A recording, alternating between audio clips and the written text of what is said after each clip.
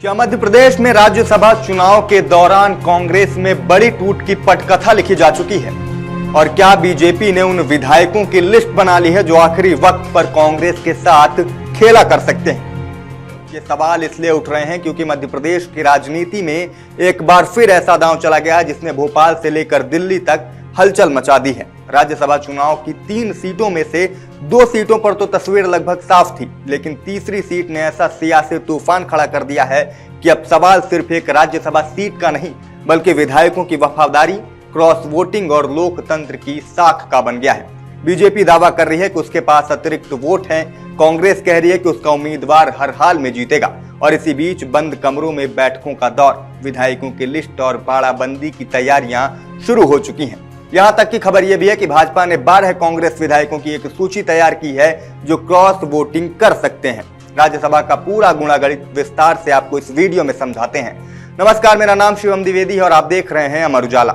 मध्य प्रदेश से राज्यसभा की 3 सीटें खाली हो रही हैं। इनमें 2 सीटें बीजेपी के खाते की थी जिन पर पार्टी ने अपने उम्मीदवार उतार दिए हैं। वहीं तीसरी सीट कांग्रेस के वरिष्ठ नेता दिग्विजय सिंह की है जिस पर कांग्रेस ने मीनाक्षी नटराजन को उम्मीदवार बनाया है।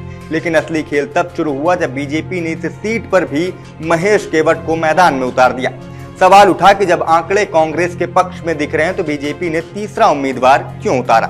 इसका जवाब पार्टी के वरिष्ठ नेता और मंत्री कैलाश विजयवर्गीय ने दिया। उनका कहना है कि बीजेपी के पास अतिरिक्त वोट हैं और चुनाव लड़ने का हर किसी को अधिकार है, इसलिए प्रत्याशी उतारा गया है। लेकिन राजनीतिक गलियारों में चर्चा कुछ और ही है। सूत्रों की माने तो तीसरे उम्मीदवार को मैदान में उतारने से पहले बीजेपी ने पूरा गुणागणित तैयार कर लिया है।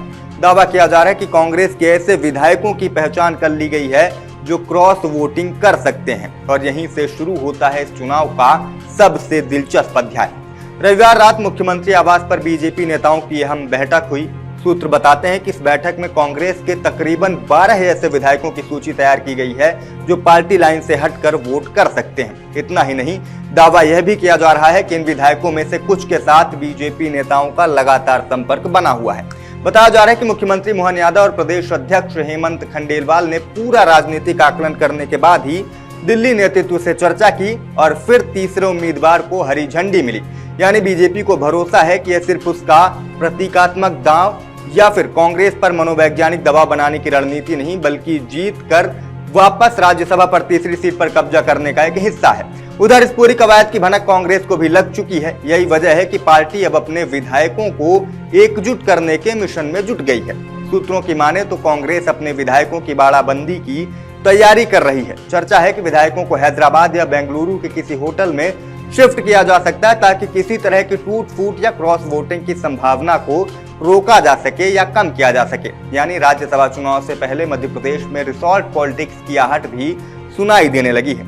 इस बीच प्रदेश कांग्रेस अध्यक्ष जीतू पटवारी ने बीजेपी पर सीधा हमला बोला है। मीडिया से बातचीत में उन्होंने कहा कि यह मध्य प्रदेश के लोकतंत्र की लड़ाई है। कांग्रेस एकजुट है और हमारा प्रत्याशी 500% राज्यसभा जाएगा। जीतू पटवारी ने बीजेपी पर विधायकों की खरीद फरोख्त की कोशिश और लोकतंत्र की हत्या करने का आरोप लगाया है। कांग्रेस का दावा है कि उसके सभी विधायक एकजुट हैं और बीजेपी का पूरा खेल विफल हो जाएगा। लेकिन अब सबसे बड़ा सवाल यही है कि क्या बीजेपी के पास सचमुच ऐसी गणित है जो तीसरी सीट का खेल पलट सकती है? क्या राज्यसभा चुनाव में क्रॉस वोटिंग मध्य प्रदेश की राजनीति का नया अध्याय लिखेगी या फिर कांग्रेस अपने विधायकों को एकजुट रखकर बीजेपी के इस मास्टर स्ट्रोक को नाकाम कर देगी? फिलहाल सियासी शतरंज बिछ चुकी है और मोहरे सज चुके हैं। अब सबकी नजर 18 जून की वोटिंग पर टिकी है जहां ये तय होगा कि तीसरी सीट पर जीत किसकी होगी और किसका राजनीतिक गणित ध्वस्त होगा। फिलहाल आपको क्या लगता है इस पूरे मामले पर कि क्या कांग्रेस अपनी तीसरी सीट बचा पाएगी? कमेंट करके हमें जरूर बताइएगा। आपके राज्य की खबरें, आपके शहर की खबरें सबसे पहले जानने के लिए देखते रहें अमर उजाला।